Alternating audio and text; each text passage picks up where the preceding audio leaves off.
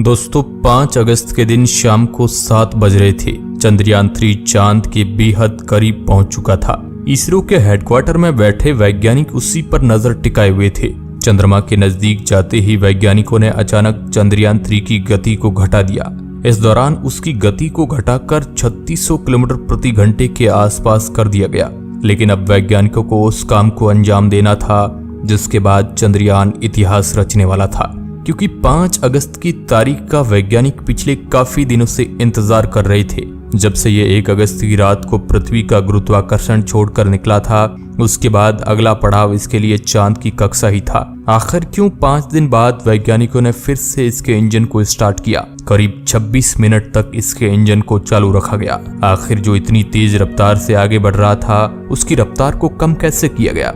आज के इस वीडियो में आपको यही बताएंगे कि चंद्रयान ने अब क्या कमाल किया है। इसी के साथ आपको ये भी बताएंगे कि अब ये चांद से कितना दूर है और आगे ये कैसे चल रहा है। आप देख रहे हैं रहस्य टेलीविजन यूट्यूब चैनल। मैं हूं आपके साथ सुरेश सांचोरी। दोस्तों 14 जुलाई से लेकर 31 जुलाई तक तो आपको पता होगा कि चंद्रयान पृथ्वी के चारों ओर ही चक्कर लगा रहा था, यानी कि इन 17-18 दिनों के अंदर यह पृथ्वी से दूर नहीं गया था। इसके बाद इसकी अगली यात्रा 31 जुलाई और 1 अगस्त की मध्य रात्रि को स्टार्ट होती है।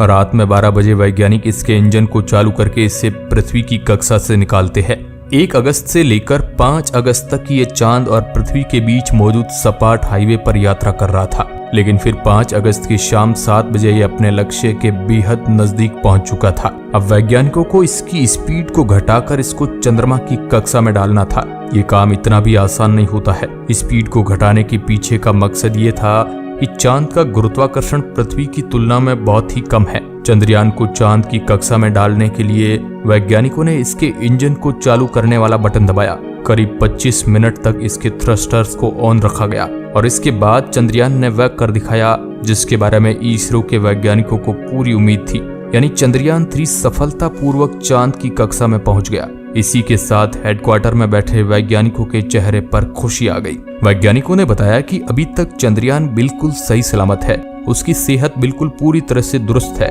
और वह हर पैरामीटर पर ठीक से काम कर रहा है। अब इसके लिए 6 अगस्त की रात भी बहुत ज्यादा महत्वपूर्ण होने वाली है, क्योंकि जैसा कि मैंने आपको बताया कि ये चांद पर भी डायरेक्ट नहीं उतरने वाला है। वहां पर भी ये सेम प्रोसेस अपनाएगा।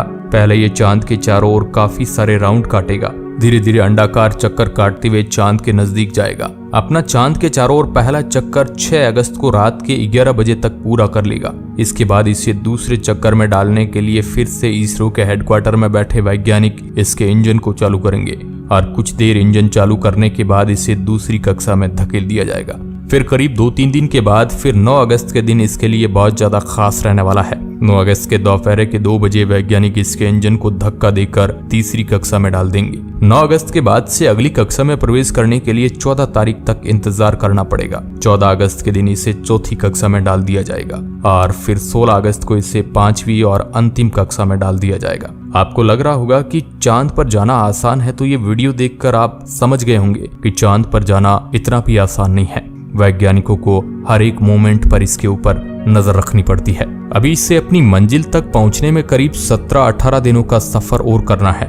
जब ये इस तरह राउंड काटता हुआ चांद की सतह से 100 किलोमीटर दूर रहेगा, फिर वैज्ञानिक एक बेहद महत्वपूर्ण काम को करने वाले हैं। फिर से वैज्ञानिकों को यहाँ पर चौकस रहने की जरूरत होगी, क्योंकि 17 अगस्त के दिन लैंडिंग मॉड्यूल यानी चंद्रमा का वह हिस्सा जिससे चंद्रमा की जमीन पर उतरना है, जिसके अंदर लैंडर और रोवर शामिल है, वह प्रोपल्शन मॉड्यूल से अलग हो जाएगा। इसके बाद चंद्रमा पर अंतिम लैंडिंग से पहले लैंडर पर ही डी ऑर्बिटिंग प्रक्रिया होगी, यानी जिस समय यह चांद की सतह से 100 किलोमीटर दूर पहुंच जाएगा, उसके बाद भी उसे नजदीक जाने के लिए चांद के चारों ओर फिर से राउंड कटवाए जाएंगे और हर राउंड के बाद दूसरा राउंड चांद के नजदीक चलता जाएगा। इस तरह जब ये चांद से महज 30 किलोमीटर दूर रहेगा, उस समय इसके उतरने का प्रोसेस स्टार्ट किया जाएगा, यानी वो 30 किलोमीटर बहुत ही ज्यादा अहम रहने वाले हैं। उतरते वक्त वैज्ञानिकों को बहुत ज्यादा सावधानी रखने की जरूरत है। हालांकि ये काम 23 अगस्त को वैज्ञानिक करने वाले हैं। लास्ट के 15 मिनट इसके लिए किसी कठिन अग्नि परीक्षा से कम नहीं है। इन्हीं 15 मिनट के अंदर बड़े से बड़े मिशन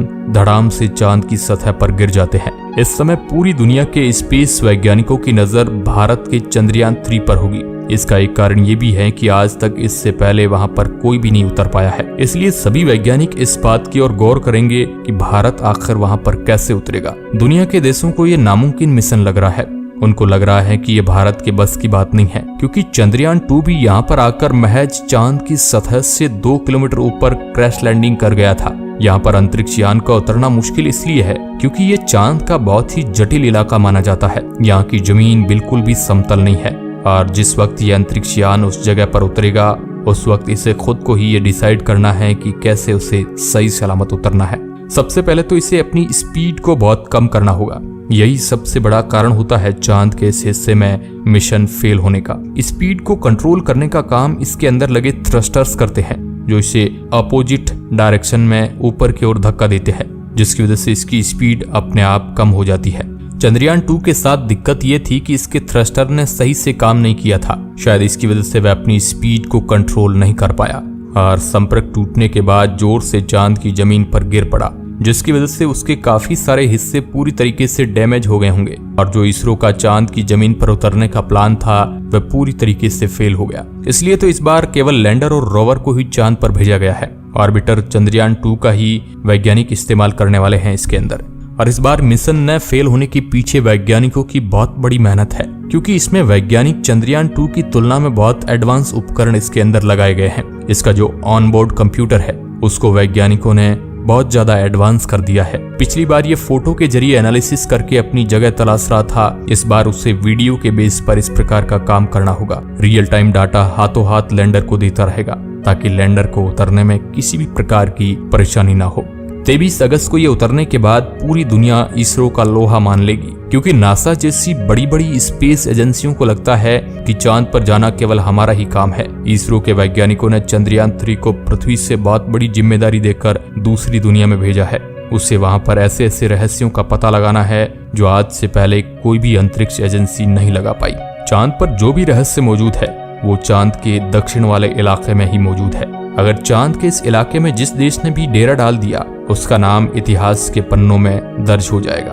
और अगर भारत के वैज्ञानिकों ने यह कर दिखाया तो उसके बाद दुनिया की स्पेस एजेंसियां भी अपने अंतरिक्ष यान को वहां पर भेजने की कोशिश करेगी। करोड़ों सालों से वीरान पड़ी ये जगह दुनिया भर के वैज्ञानिकों को परेशान कर रही है, क्योंकि चांद के ऑर्बिट में इस जगह के बारे में पूरी तरह से पता लगाना इम्पॉसिबल है। और इसरो के सभी वैज्ञानिक और यहाँ तक कि दुनिया के वैज्ञानिकों को भी उम्मीद है कि ये जरूर चांद की उस उबड़ खाबड़ जमीन पर सफलतापूर्वक उतर पाएगा। और मान लो ऐसी कोई परिस्थिति बन जाती है तो उसके लिए वैज्ञानिकों ने दूसरे रास्तों को भी दिमाग में रखा है। इस बार गलती की कोई गुंजाइश वैज्ञानिकों ने नहीं रखी है। बाकी 23 अगस्त के दिन सब कुछ पता चल जाएगा। पूरी दुनिया के वैज्ञानिकों की नजर चांद के दक्षिण वाले हिस्से के ऊपर टिकी हुई है। वैज्ञानिक जानना चाहते हैं कि आखिर वहां पर आज तक कोई क्यों नहीं जा पाया, आखिर वहां पर ऐसा क्या छुपा हुआ है।